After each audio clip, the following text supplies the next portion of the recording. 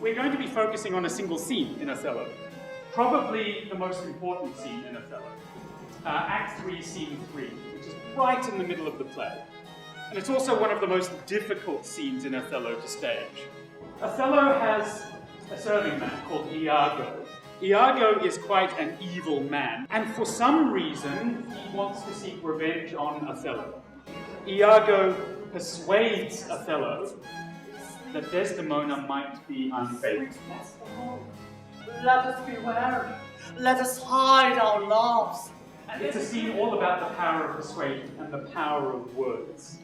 We want to ask, how can we stage the scene in order to best bring out these elements? Why Act 3, Scene 3 is so important to this play, is the pivotal moment in this play, is that Iago is able to persuade Othello that he does not have absolute certainty as to whether or not Desdemona is free.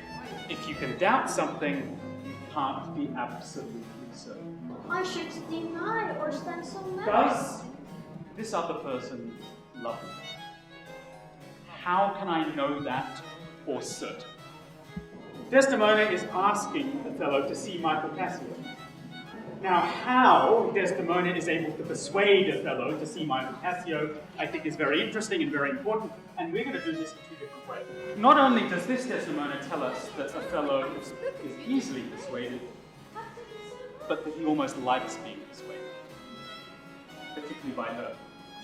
Now, one of the things that Iago will do over the next few pages of this scene is he's going to want to distinguish thinking Desdemona is honest from knowing Desdemona is honest. But the more he emphasizes the word think, the more it gives him the impression, oh, well, you don't absolutely know. Now, the fight is just practice, and it's just play.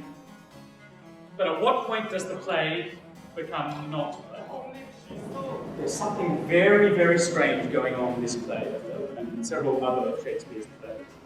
And that is, proof of unfaithfulness tends to be more certain than proof of faithfulness. So many of these plays in which a character seeks proof of love end in death. Think of Othello as the bull.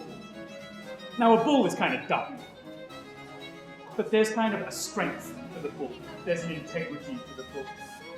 Think of this guy as the matador, not just teasing the bull, but every now and again throwing a spear between its shoulders.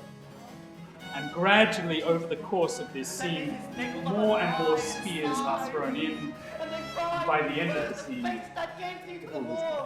Othello is not an especially intelligent human being, but he does have a kind of stature, and he must have a kind of stature in order for this to be a tragedy. And that would be my final message. This is a crucial scene, it's a crucially difficult scene for that reason. Thanks very much.